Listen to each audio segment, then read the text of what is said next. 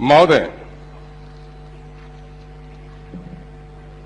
बिहार लोक आयुक्त संशोधन विधेयक 2021 के उद्देश्य में जो बात कही गई है वो ये कही गई है कि चूंकि बिहार लोक आयुक्त अधिनियम 2011 की धारा 7 में लोक आयुक्त द्वारा की जाने वाली जांच एवं अन्वेषण से संबंधित प्रक्रिया उपबंधित है और इसकी धारा 25 में लोक आयुक्त द्वारा किसी लोक सेवक या अन्य व्यक्ति से सूचना आदि प्रस्तुत करने की अपेक्षा करने संबंधी प्रावधान अंकित है।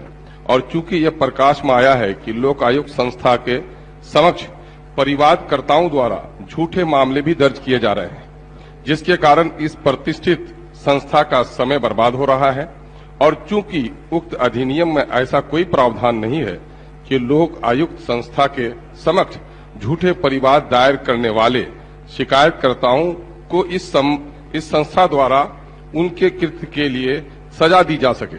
और चूंकि अन्य राज्यों के लोक आयुक्त अधिनियम में ऐसे प्रावधान उपलब्ध हैं और चूंकि बिहार लोक आयुक्त संस्था के निर्बाध संचालन के लिए इस संस्था की झूठी शिकायत की स्थिति में दंडात्मक कार्यवाही की शक्ति दिया जाना समीचीन है, इसके लिए बिहार लोकायुक्त अधिनियम 2011, बिहार अधिनियम 22-2011 समय समय पर यथा संशोधित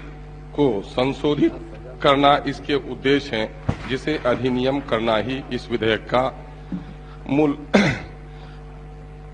अभिष्ट है।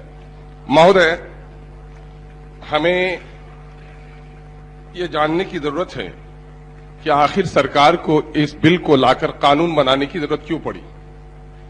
लोक आयुक्त का गठन ही इसलिए हुआ कि लोक सेवकों की खामियों को, उनकी कमजोरियों को, उनको भ्रष्टाचार के खिलाफ आवाज उठ सके और भ्रष्टाचार पर रोक लगाया जा सके। और आप इसमें ला रहे हैं कि जो लोग अगर किसी वजह से उनका मामला झूठा पाया गया तो उन पर कार्रवाई होगी। महोदय, कहा यह गया है कि अच्छी सरकार चलाने के लिए निंदा करने वालों को करीब लाया जाए। और उस पर कबीर जी ने कहा है कि निंदक नियरे राखिए अंगन कुटी छवाए, बिना पानी साबुन बिना निर्मल करे सुहाए। मामला यह है कि बिन साबुन और पानी के जो हमें सफाई दे सकता है, ऐसे विसिल ब्लोअर्स को जो कि खतरे की घंटी बजाता है, भ्रष्टाचार के खिलाफ आवाज उठाता है, आप उसे जेल में भरना चाहते हैं। आपने सुशासन का नारा दिया है, तो सुशासन के लिए जरूरी है महोदय, सुशासन के लिए जरूरी है कि हम अपनी खामियों को जानें। इस मामले को मानने में सभी स्वीकार करते हैं कि बिहार में भ्रष्टाचार बढ़ा है और भ्रष्टाचार आम लोगों में नहीं, लोक सेवकों के अंदर बढ़ा है। जिनकी तनख्वाह 50,000 है, उनकी आमदनी लाखों में है, 5-5 लाख, 10-10 लाख है। एक एक कर्मचारी की आमदनी आप देखेंगे। आज के दिन में सिर्फ मैं आपको यह कहता हूं कि सीओ से ज्यादा कमाई आज के दिन में कर्मचारी की जो म्यूटेशन कर रहा है।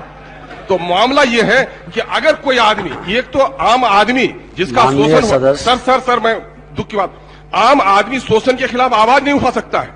कुछ लोगों के हृदय में यह शक्ति है कि लोक सेवकों के खिलाफ आवाज उठाई जाए।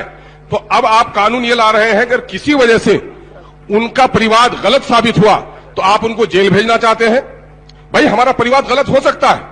आपने कोरोना काल में जो आपने सेंटर बनाए, वहां पर कितने को खाना खिलाया गया, कितने को कपड़े दिए गए, कितने को किट्स दिए गए, हमें सूचना मिली कि 5,000 को दिया गया।